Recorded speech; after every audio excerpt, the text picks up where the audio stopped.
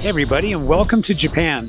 I don't know if you can hear the cicadas, but it's that time of year. It's a hot August in Japan. When I first flew into Japan, I was pretty sure I was going to be buying a new apartment, right? Or actually a secondhand apartment. That was part of the plan for this trip. In fact, I've been leaving spoiler alerts at the end of my video saying, hey, stay tuned while I buy a condo in Japan. So when I flew in, one of the first things I did was I went over to a local real estate office to see what the state of the nation was for condos. And as it turns out, within a couple days, I just completely changed my mind. So today I want to explain why I came to Japan expecting to buy a condo and why I'm now leaving without actually buying anything.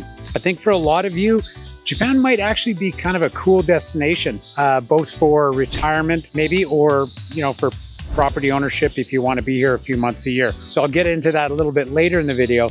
But first of all, I just want to talk about my experience and why I think Japan right now is not a particularly good time to buy a Danchi, housing estate thing. Finally, there's a few of you have asked me for some way to do live Q&As on YouTube. And also I owe a lot of beers to people who gave me that shout out saying you owe me a beer after that other video. So I've actually finally figured out how to do Substack. I've created a free emailing list. I'll put a link in the description. You can sign up for that if you want to get blasted when I'm going to try and do meetups in either Pattaya or Jomtien or Da Nang or something like that. And then I can shout the first round to all these people I owe beer to. It's insane, man, how many people reply to that. So on that note, we're in Japan. So rather than usual, let's say, ikimashou.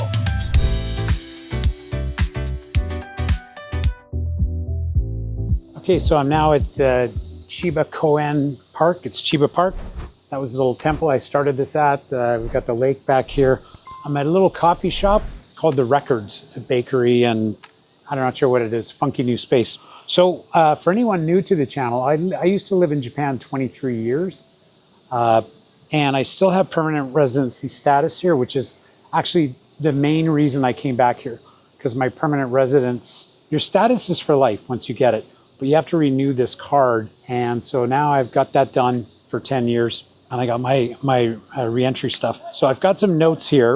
I'm going to have to try and blast through this because it's already 3 something and I got to meet my buddies for a baseball game tonight in Kaihin Makahari. So go Marines. So Japan, it's kind of my, I guess, a little bit my ancestral home.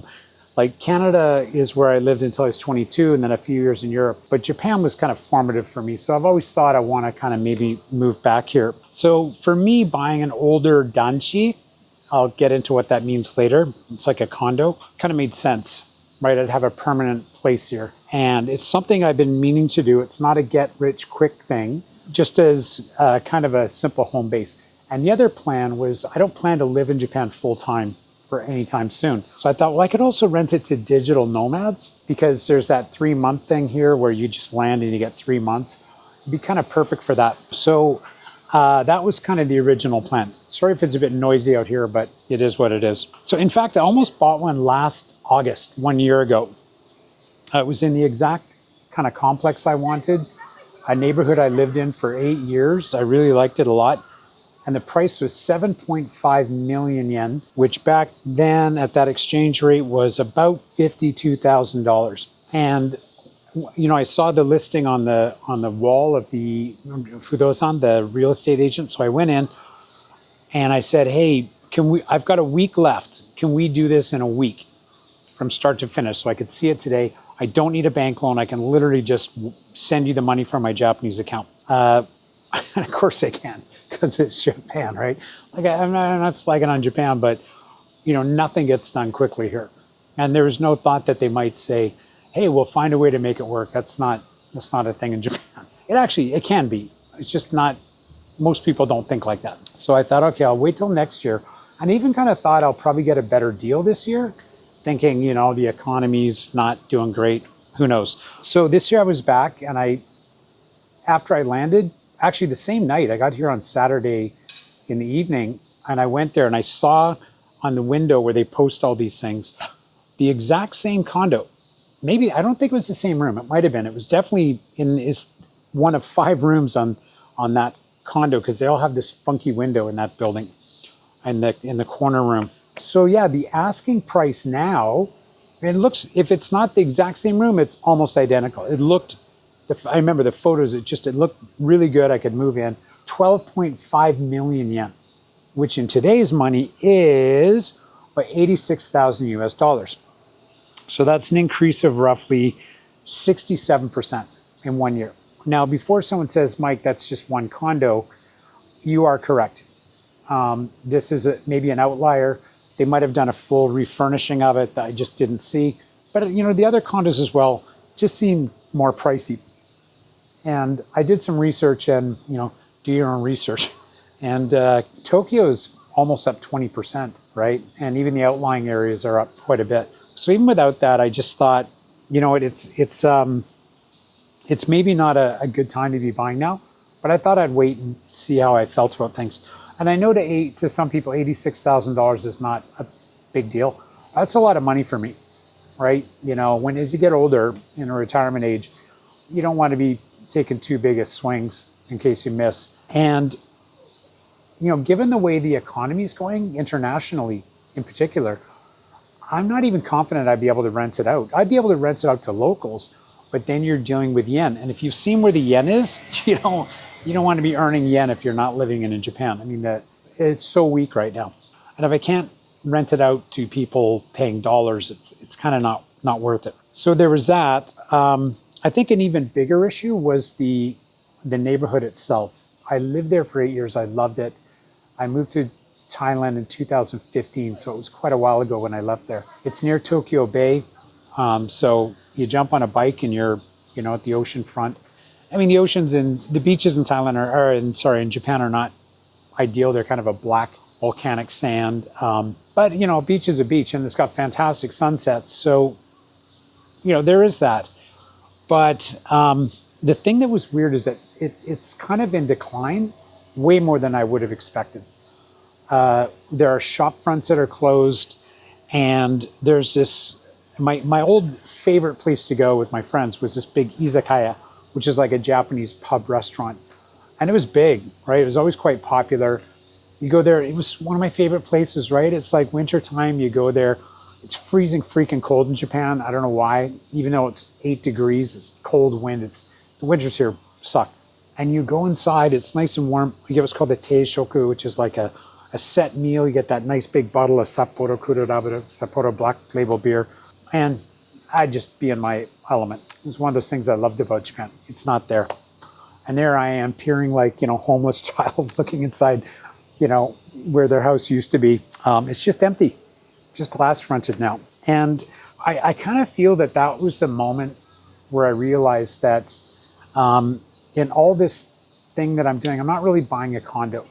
You know, I'm buying a neighborhood, and that neighborhood is in decline.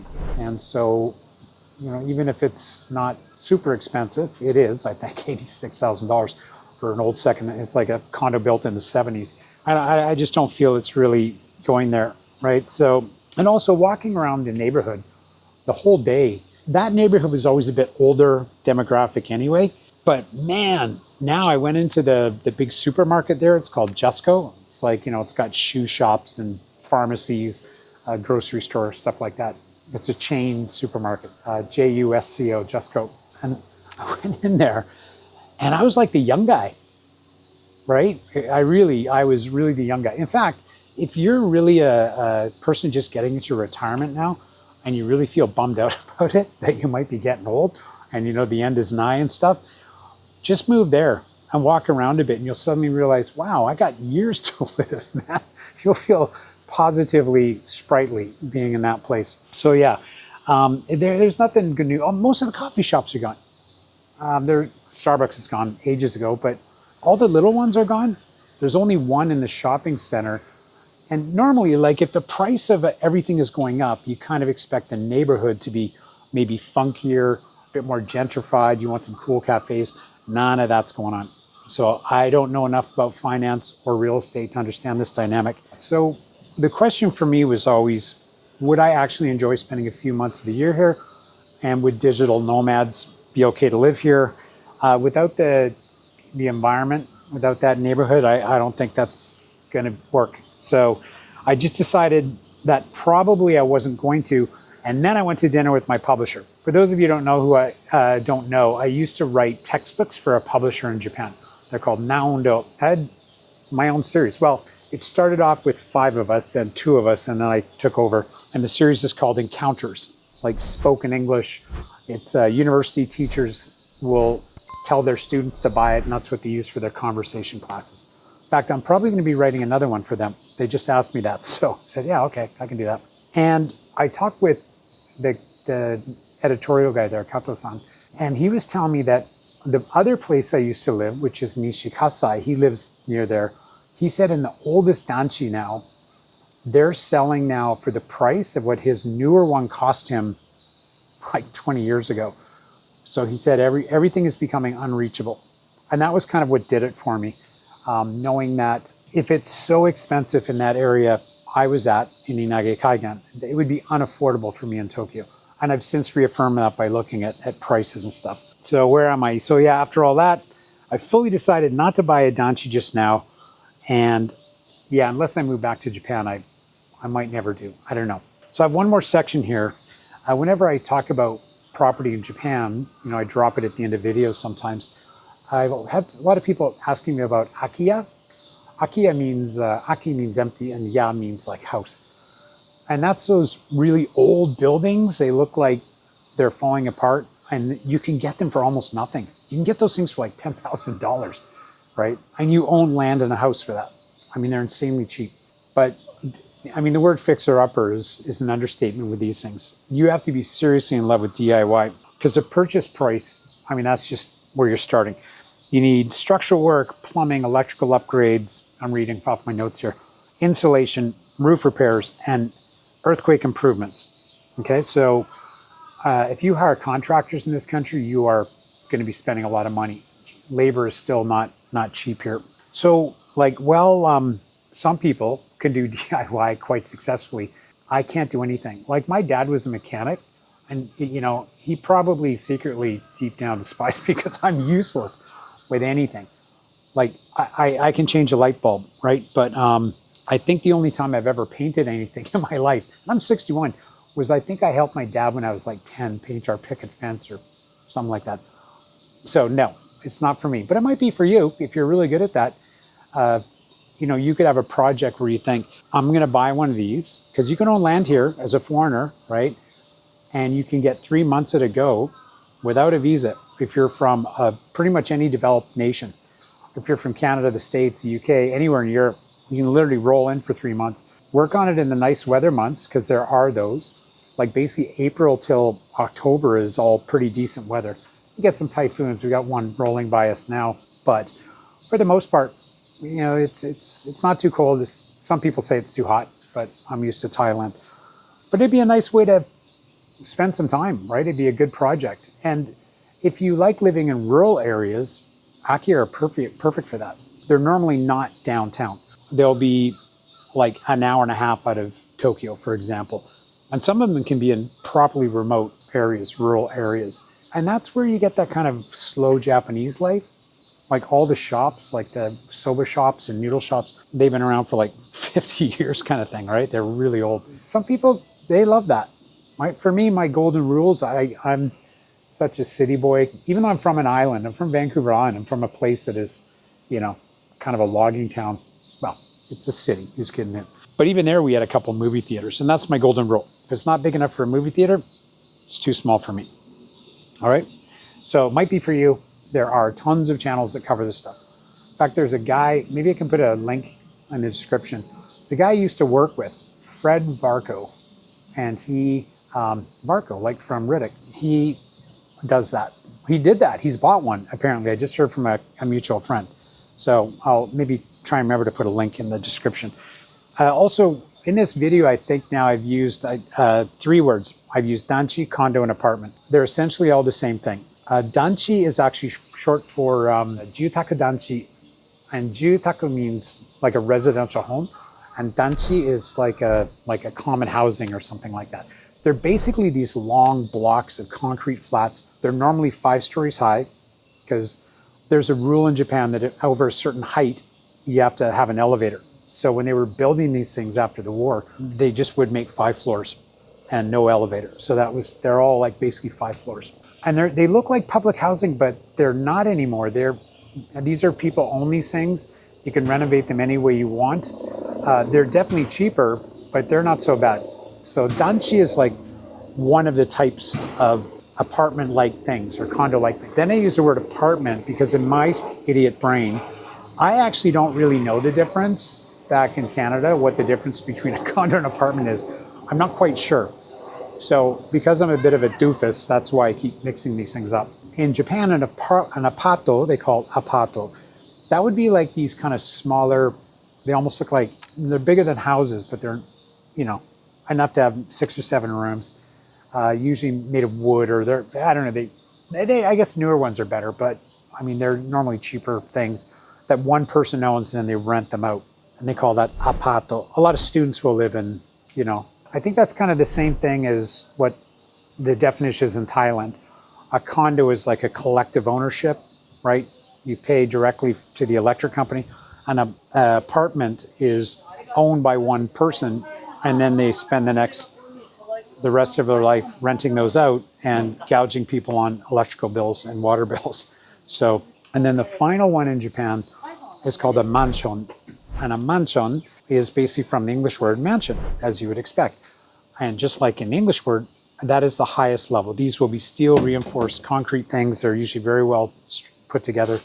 Nice buildings, right? But they are much more expensive, and they can be, up to $1 million or something like that.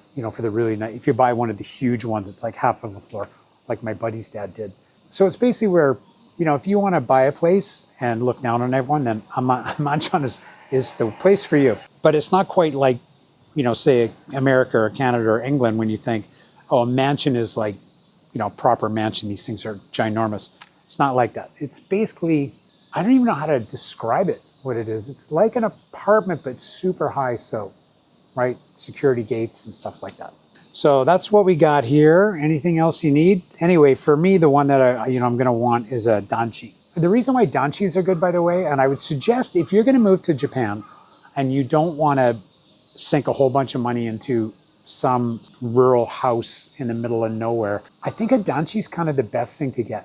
And I'll tell you what, Danchi are, well, like this park, they are all landscaped places. They've got grass, trees, shrubbery, for the knights who say, me. I don't know if anyone gets that reference. They'll be full of shrubberies and stuff, and there's people who maintain that. Some of them have swimming pools. It's pretty rare because Japan's not a super warm country most of the year. But if you got kids, they almost all have schools within walking distance, or at the very least, a very short bicycle ride away. And I don't have kids, so that's a non-thing for me, but I do need caffeine a lot. And of course, they are all surrounded by shopping centers and things like that in most cases. And because that's how business works, right? It's just a captive audience. So I'd suggest that Danchi you can get great deals. I just think now is not a good time, right? Wait 3 years and see what happens with the yen. That's what I plan to do. If the yen keeps falling and prices come down, a lot of the land speculation, I'm told by my buddy Daiki, that there's so much speculation from the Chinese. It's much like they did in Sihanoukville in Cambodia, which is just derelict buildings. It's just Chinese needing a way to get their money out of China, right? I mean, because you can get proper ownership here. They own something. They may or may not rent it, but it's just driven up housing costs. And so if that starts to unwind, combined with a weaker yen, I would absolutely buy a place here. Is Japan the right place for you to live? The best way to do that is to come here and spend a couple weeks. It's hard to spend months here because hotels, man, they're freaking expensive. They just are. And renting places here is still not a thing. You rent a furnished place here, there's so many hidden costs. They're going to charge you months in advance. They're going to have a cleaning fee that will be enormous. There's so many hidden costs. It's just the way Japan works, right? They don't just give you a fee and say, this is how much it is a month and plus a month deposit that you'll get back. It doesn't work like that. So come over for a couple weeks and just see if Japan feels like the right place, or get to know some people and maybe you can do a home swap, or maybe someone will be nice enough to say, yeah, if you come on over, you can stay on my couch, I got a spare room or something. A lot of foreigners in Japan, well, Japanese will do homestays, but they do that more for younger people. If you're a younger person watching, you can probably find something like that because they will like to have younger people staying with them because then their kids get free language practice. For older people, not really a thing. Anyway, yeah, that's what I would do. I would make sure I come and see if you like living in Japan because it's not for everyone. People here are absolutely not super outgoing, friendly. They won't talk to you normally. It takes a lot of energy to get like smiles and actual talk out of people. Not that they're not lovely people. Japanese people are amazingly nice and kind and trustworthy. It's just that they're not taught to talk to strangers in the way that we are. So, all right. So I think that's about it. I came here expecting to buy a property, going home empty-handed, but not really. I've got my permanent residency locked away. Could I still own one day? I guess. But after making that really big, expensive mistake buying that condo by the beach, where the condominium itself has these huge financial problems, right? That's entirely my fault for not having done due diligence on that. I don't want to make that same mistake twice. I saw a lot of friends, drank a bunch of Japanese beer, which is fantastic. It's been good. Anything else? Yeah, like I said, I got a mailing list going. I'll put a link in the description. I really created a logistical problem for myself. I told people in a video before that if you made it through this 45-minute long video, if you wrote, "You owe me a beer" at the end, I would buy you a beer. And I never expected anyone to get through the video, right? So if you did, thank you very much. I appreciate that. I definitely will want to buy you a beer. So we can do something like that. I'll try not to do any spammy stuff. I will just keep it to either those, or if people want something like I could write like a monthly Southeast Asia thing, just some writing stuff, because I actually do like to write. If anyone wants that, you can just let me know. Anyway, yeah, so like I said, that's it. I'm off to a baseball game. I actually know nothing about baseball. I know it's the Chiba Lotte Marines. That's the local team in Chiba. The only thing I know about baseball. It's fun. Everyone's doing chants and songs. There's a fantastic energy when you go to a Japanese baseball game. I'm going with some of my best friends here, and I'm one or two of their friends who are now my friends as well. And the best thing about it is they've got these beer girls who walk around the stadium. Every brand has an entourage of beer girls, and they walk around with these massive, like, if you think like Ghostbusters, the big containers they used to have in their back, something that looks just like that. And it's got the spout that they can, so they just, and they got a spout there, and they'll pour you a beer. It's like a glass of beer, right? Like a Pulp Fiction sized glass of beer.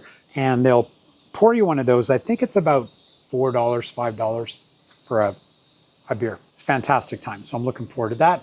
On that note, I don't know what's next, but like and subscribe as usual. My name is Mike. Channel is Coding Travel Bug. Thank you for following as always. Lovely to get to know more people. I've got some new followers, and I've gotten to know some more people who comment often. So yeah, nice to get to know you guys. You guys have a great day wherever you're at. I'm going to pack up my stuff and get in the train. See you later. Or as they say in Japan, sayonara. There used to be this movie thing, Friday night at the movies or something. There was this old as father time kind of Japanese guy, really famous for some reason. And he used to end all of his movie, sayonara, sayonara, sayonara. So there you go. All right, guys. See you later. Ciao.